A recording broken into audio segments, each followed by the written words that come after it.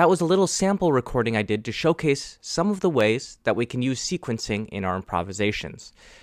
Today, we'll be talking about some more advanced concepts we can use in our sequencing, like 5 and 7 note groupings or chromatic sequences, as well as some other more advanced topics. So, without further ado, let's get into 14 advanced sequences to make you sound killing.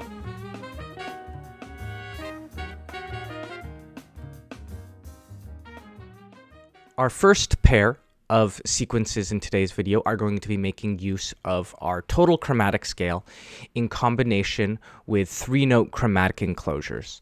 If you aren't familiar with what a enclosure is, it's when we target a particular note. So in this case, we're starting with G, with notes a half step above and below our target tone.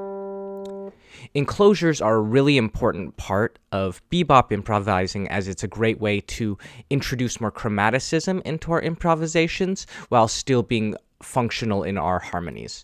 In this case, a 3-note chromatic enclosure will start a whole step away. So in our case, a whole step above our target note, which is going to be A, and then we do our half step above, half step below, landing on our target note. We're then going to ascend chromatically, doing the same thing up a half step and continuing up indefinitely. Then on the way back down, we're going to just be doing the opposite, still doing the same chromatic enclosure, but moving down in half steps.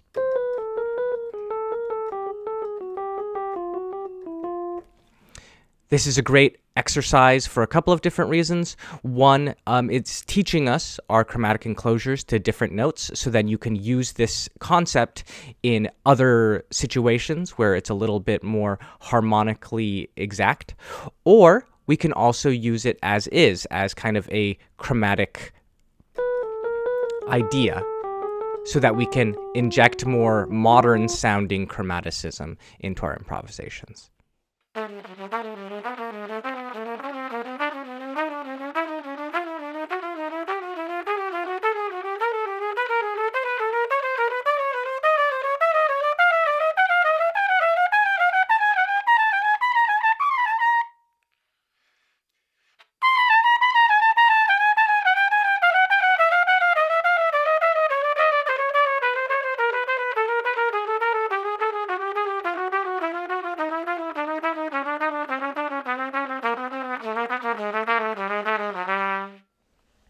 For our second pair of sequences, we're going to be making use of minor pentatonic scales moving in half steps.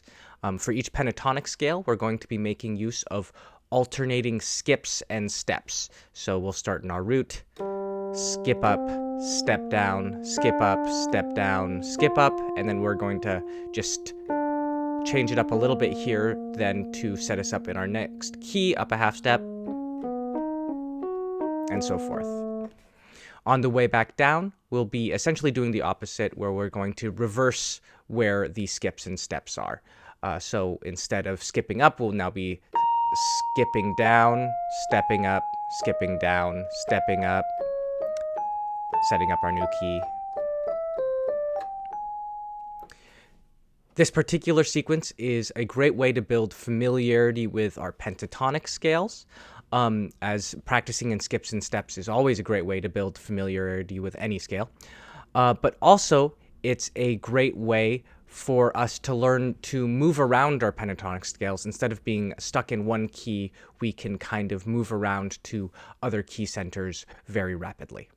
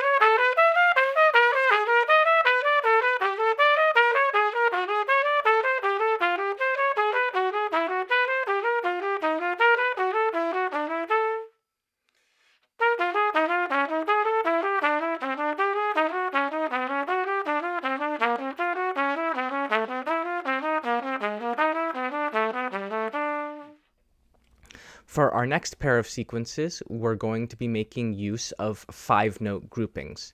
In our last video on sequences, we discussed how we can create hemiolas by suggesting another time signature on top of the original that then creates interesting rhythmic effects and over-the-bar line phrasing. This is a technique that's made use of by some great improvisers like Wynton Marsalis and Miguel Zenon. In this case, we're going to be taking it a step further by using 5-note groupings and later 7-note groupings.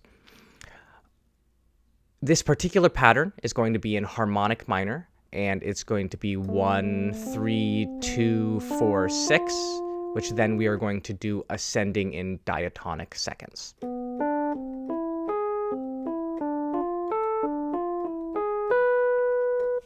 On the way back down, we'll essentially be doing the opposite.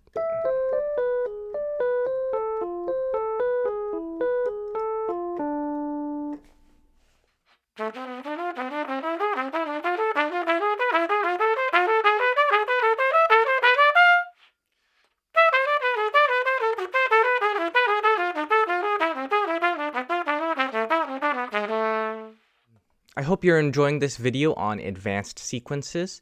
I do really quickly just want to let you know that if you're interested in any of the materials from today's video, they are available for purchase on my website. There's a link in the description below.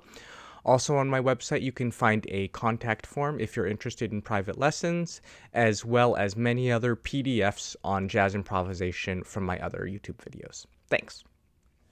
Our next pair of sequences are going to continue with this 5-note grouping pattern.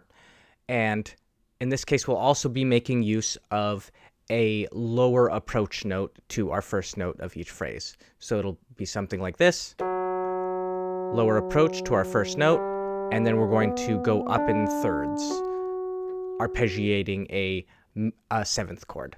So we're going to be lower approach, 1, 3, 5, 7, then up to the next note diatonically,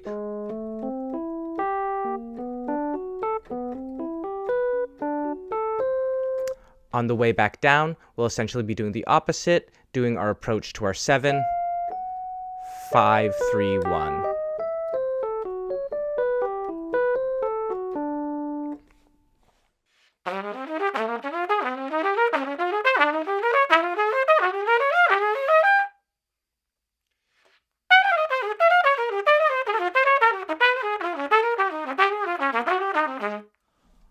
Our next pair of sequences will be introducing a 7-note grouping, further expanding on this hemiola effect. In this case, our 7-note grouping will be 1, 3, 2, 4, 5, 3, 1, then moving up diatonically through our major scale. On the way back down, we'll again essentially be doing the opposite, starting on our 5 instead, 5, 3, 4, 2, 1, 3, 5.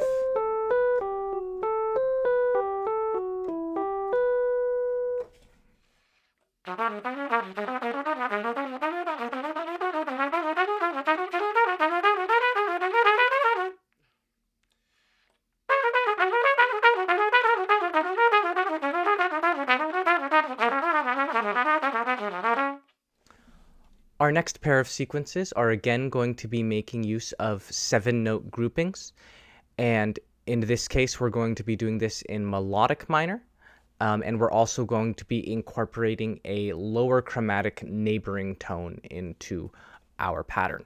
So in this case we start in our 1, then we have our lower chromatic neighbor tone, and then back to our 1, 3, 5, 4, 3, then that's going to lead us to our next note in our pattern, and where we repeat the pattern up a diatonic step.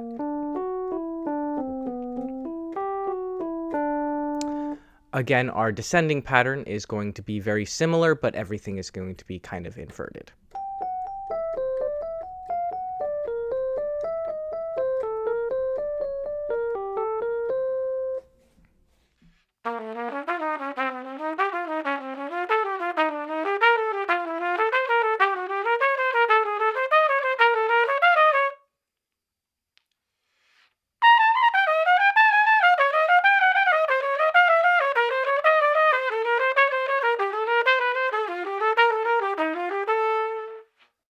For our last set of sequences for today's video, we're going to be making use of the major triads present in any symmetric diminished scale.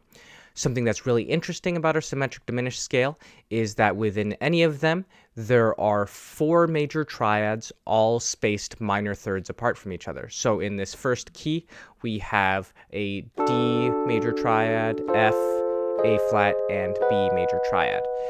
The fact that they're spaced minor thirds apart from one another gives them a really interesting harmonic sound.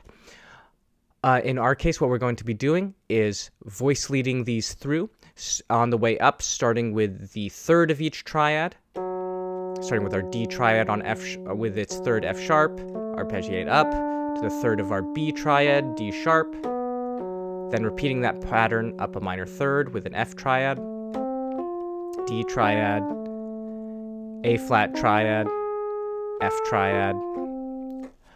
On the way back down, we'll be starting on the root of each of our triads and kind of, instead of going up then down, going down then up. So starting with our B triad to our D triad, A flat triad to our B triad, F triad to our A flat triad.